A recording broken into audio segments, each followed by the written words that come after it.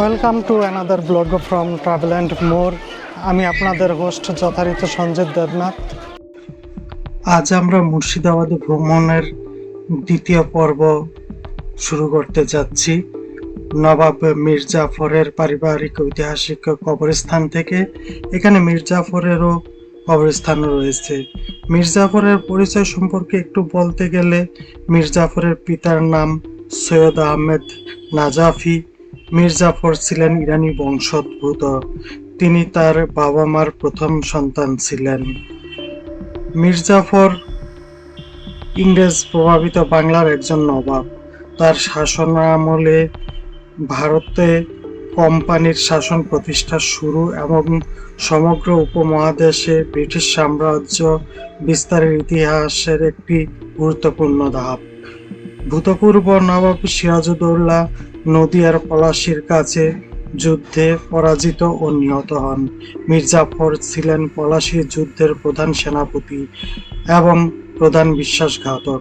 তার অধীনে সৈন্যবাহিনী যুদ্ধে অংশগ্রহণ না করা ও তার বাংলা বিরোধী পদক্ষেপের জন্য বাংলার শেষ স্বাধীন নবাব সিরাজউদ্দৌলা যে পরাজয় বরণ করেন, তার হাত ছিল মীর জাফরের।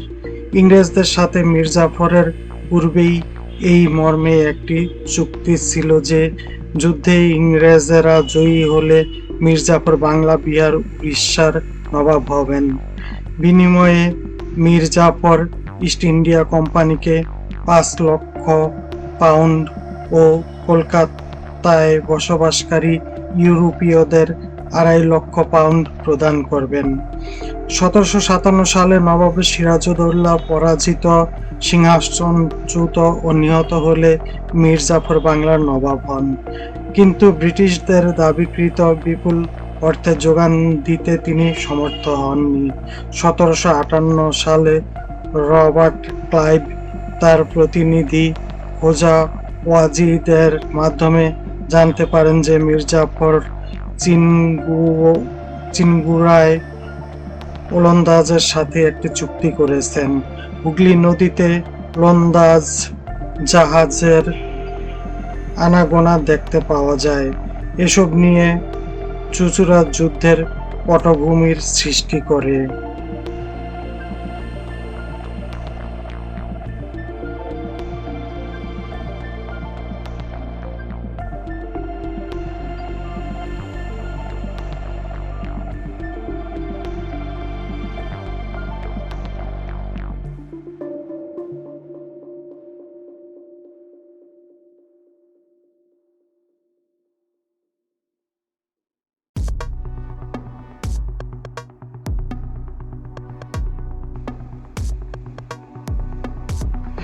ব্রিটিশ কর্মকর্তা হেনরি ভ্যানসিটার্ট মীর জাফরের কাজে সহায়তা করার জন্য তার জামাতা মীর কাসিমকে বাংলার সহকারী সুবেদার নিয়োগ করার জন্য প্রস্তাব করেন।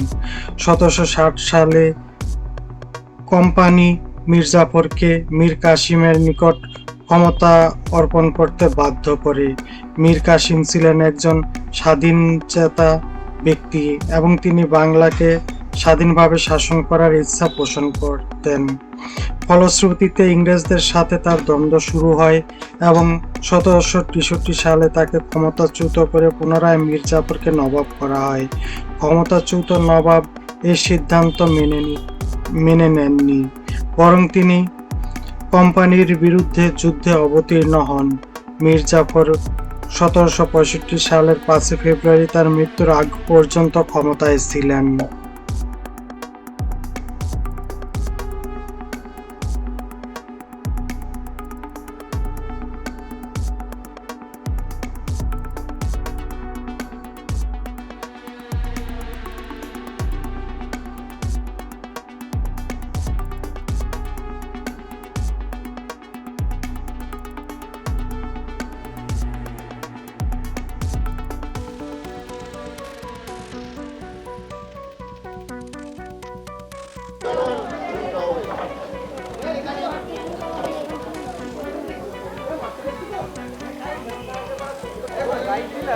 দিন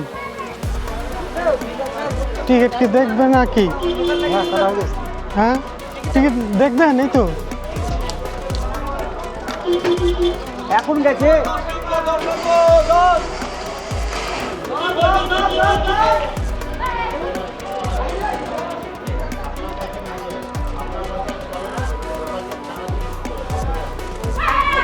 গেটটা দুর্ঘর মতো কর, মাঝখানটা হিন্দু দিদি যাবি না, সমানে খেয়ে রাখো। এবার যদি আমাদের সময় বুঝে তাহলে নবাব কৃষি করে দুটা পড়াবে না, কোন নবাব করবে না, এটা দেখে এবার নবাবের শোনা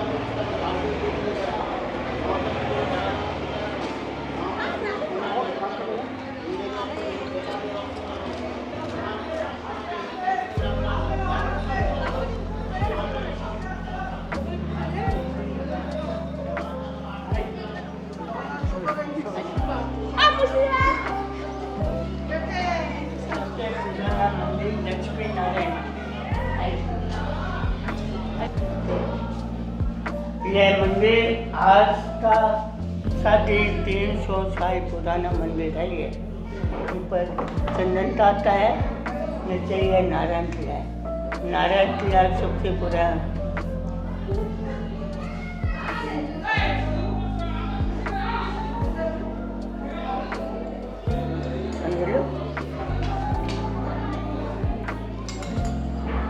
মাথা দেবো? खाबो डंडा चल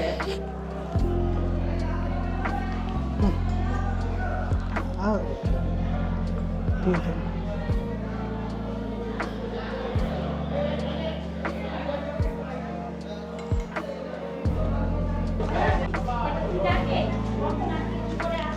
কত টাকার টিকিট নিল মামা এটার জন্য? 20 টাকার টিকিট। তাই এটার ভিতরে কি কি দেখবো আমরা? একটা রথ দেখলাম, আর একটা মন্দির দেখলাম, আর এই পাশে এই তো এখানে দুটো কামান আছে।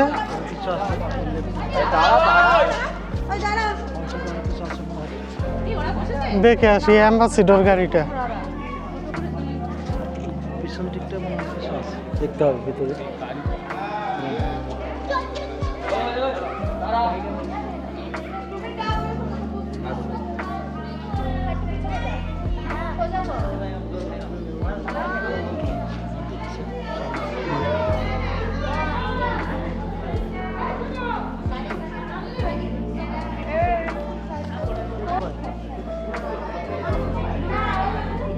ভিতর কি আছে?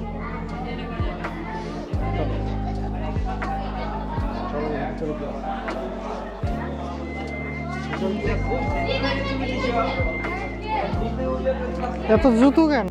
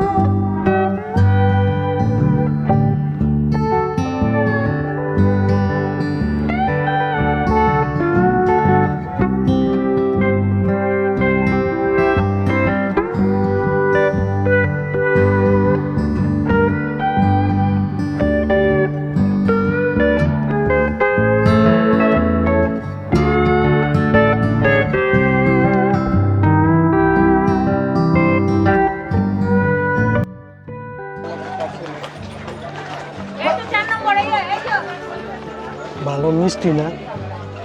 আসলে মিষ্টি, অনেকটা মিষ্টি। আছে এই যে ইয়ে হচ্ছে শ্বাস হচ্ছে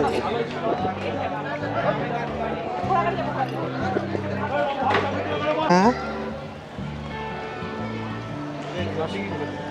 টিকিটটা দেখুন দুজন। আচ্ছা গাইড যাবে 50 টাকা লাগবে। ফাঁসি ঘর কোথায়, হীরাবাইয়ের ছবি, নাচমহল, পাথরের জাল, বাচ্চাদের কোথায় মাত্র সব দেখিয়ে বুঝিয়ে নিয়ে আসবে। আচ্ছা দিয়ে দিন, কে যাবে?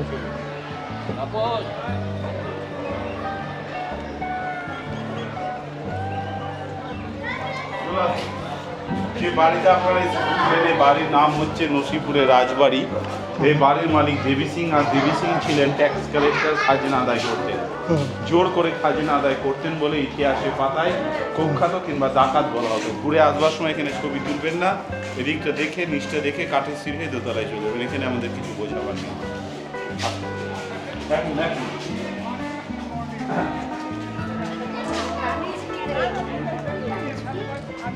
এটা 250 গ্রাম শোলা আর কাগজকে কেটে কেটে বানিয়েছিলেন। এটা বানাবার পর তিনি দিল্লিতে নিয়ে গিয়েছিলেন একটা এক্সিবিশনে, উনি ফার্স্ট প্রাইজ পেয়েছিলেন। তারই নিচে একটা জার রয়েছে, দেখুন ওটা 70 ধরা জার বলা হয়। বিদেশ থেকে যখন মদ আসতো ওটাই টেস্ট করে বা চেক করে খেতেন। কেউ যদি বিষ দিয়ে মারার চেষ্টা করতো জারটায় ধরা পড়ে যেত, কালার চেঞ্জ হতো কিংবা ফেটে যেত। নিচে আছে মাটি। চলুন এবার আস্তে আস্তে হাঁটি এগিয়ে আসুন। এই কালো কোট আর টুপি পরে ফাঁসির অর্ডারটা দিয়ে আসুন। যাদের যাদের ফাঁসি দিয়েছে সমস্ত ডকুমেন্টসগুলো এখানেও রয়েছে, এখানেও রয়েছে। এগিয়ে আসুন। সামনের দিকে দেখুন বজরংবলী মূর্তি, একটাই পাথরের কাজ, দূর থেকে দেখে মনে হয় মাটি নয়, পুরোটাই পাথরের কাজ।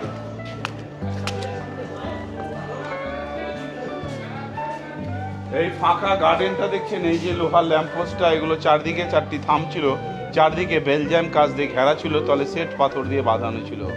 এই জায়গা ছিল নাচমহল, এখানে বাইজিদের নাচানো হতো। শোনা যায় তখনকার দিনের সব থেকে সুন্দরী ছিলেন হীরাবাই, যার এখানে এক নাইটে নাচতে পারলে 5000 স্বর্ণ মুদ্রা ডিমান্ড ছিল। জায়গাটাই ছিল নাচমহল, এখন হয়ে গেছে ফাঁকা মহল। বাইরে আছে গাড়ি, চলুন তাড়াতাড়ি। এইটার নাম বলা হয় দরবার হল, মানে বিচার সভা। কেউ খাজনা না দিলে তাদের এখানে বিচার করতেন। সে বিচারে যাদের ফাঁসির অর্ডার হতো, ওই ভাঙা ঘরগুলো দেখছেন, ওগুলো ছিল জেলখানা। বন্দি করে রাখতেন, রীতি রকম অত্যাচার টর্চারিং করার পর তাদেরকে ফাঁসির ঘরে ফাঁসিটা দেওয়া হতো।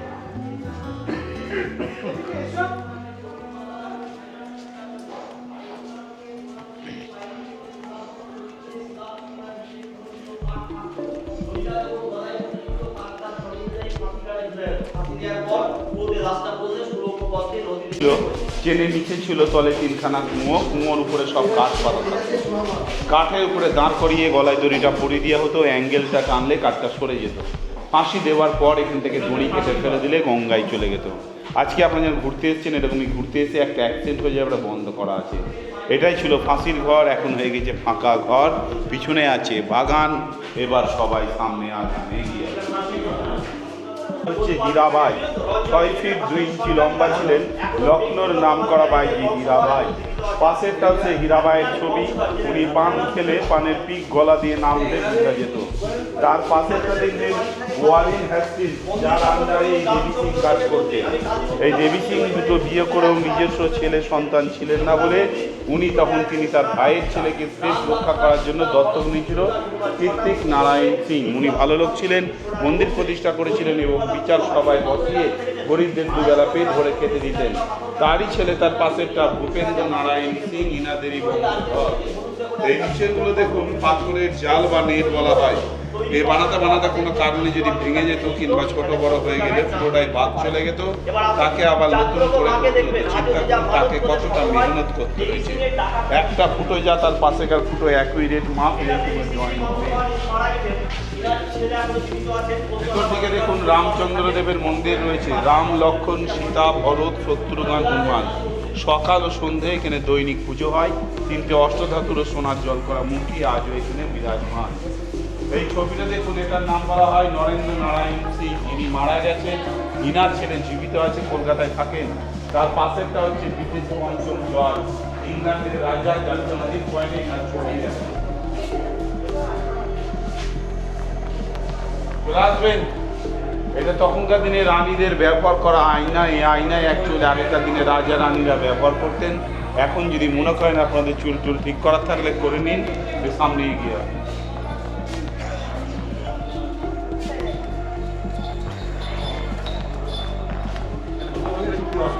হ্যাঁ, নামো নামো নামো।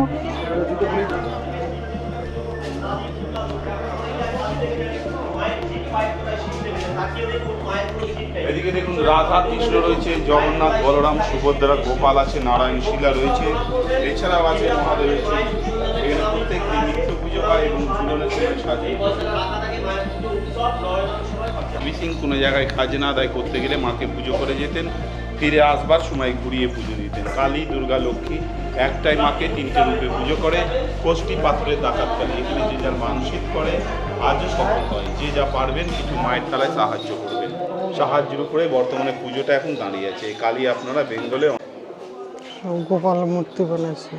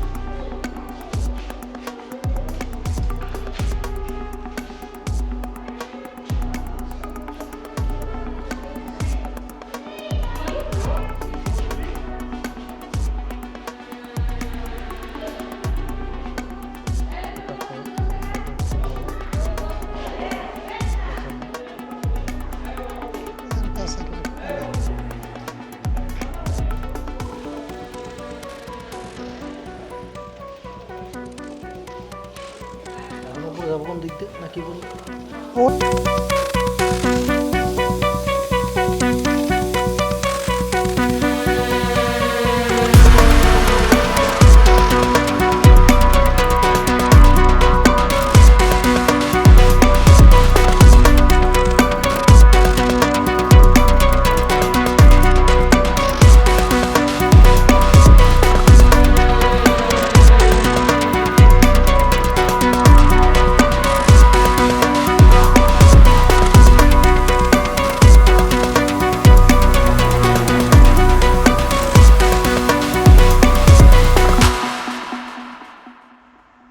জগৎ শেঠ বাংলার একটি মর্যাদাকর পদবি, যা একজন ঐশ্বর্যশালী ব্যক্তিকে নির্দেশ করত।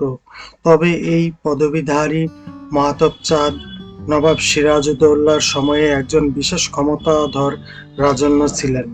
তৎকালীন সময়ে বাংলার শ্রেষ্ঠ ধনী ছিলেন তিনি। এমনকি জমিদার ও নবাবরা পর্যন্ত কর পরিশোধের ক্ষেত্রে তার অর্থের উপর নির্ভরশীল ছিলেন।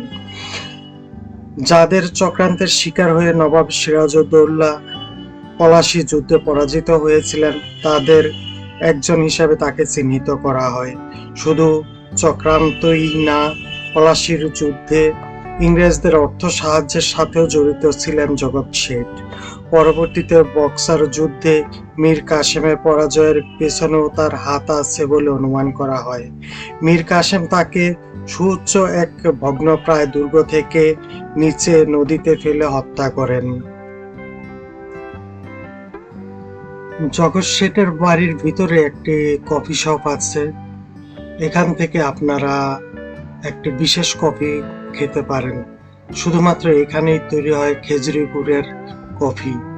আপনারা সেটা এখানে এসে ট্রাই করতে পারেন। আশা করি ভালো লাগবে, যেহেতু একটি আনকমন পানীয়।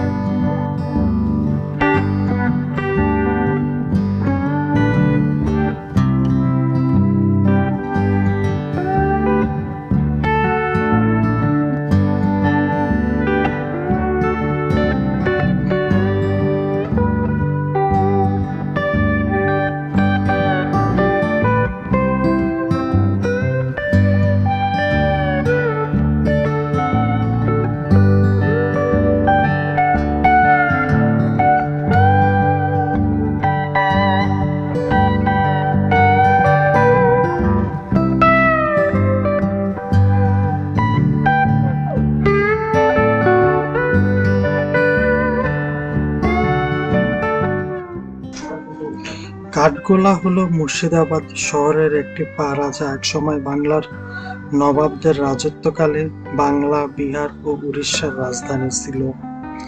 কাঠগোলা বলতে প্রায়ই কাঠগোলা প্রাসাদ বোঝায়। কাঠগোলা উদ্যান, কাঠগোলা মন্দির নামেও পরিচিত। লক্ষ্মীপতি সিং দুগার নির্মাণ করেছিলেন।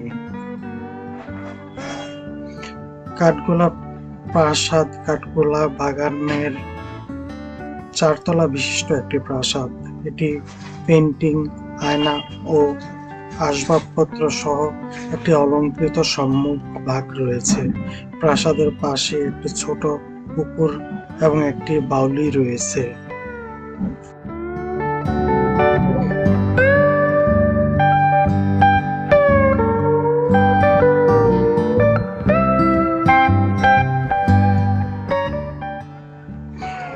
মুর্শিদাবাদের সবচেয়ে জনপ্রিয় দ্রষ্টব্য হাজারদুয়ারি প্রাসাদ থেকে 4 কিলোমিটার উত্তরে কাঠগোলা বাগান বাড়ি।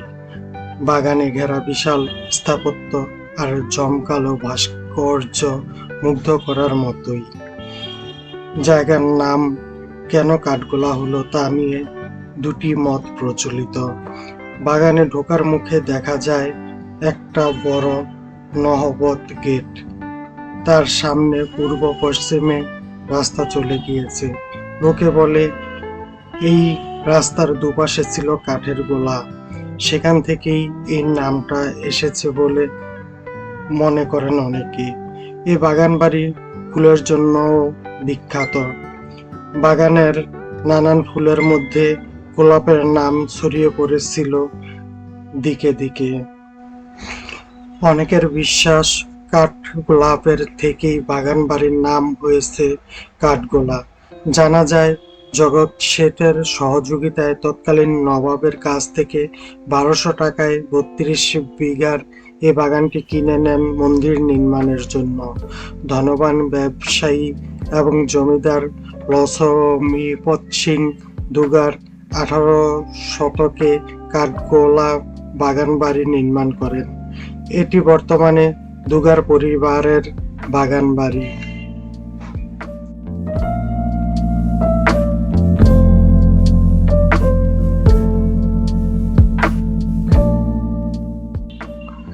লালবাগের জাফরগঞ্জে মীর জাফরের প্রাসাদ এখন পড়ে রয়েছে অবহেলায়।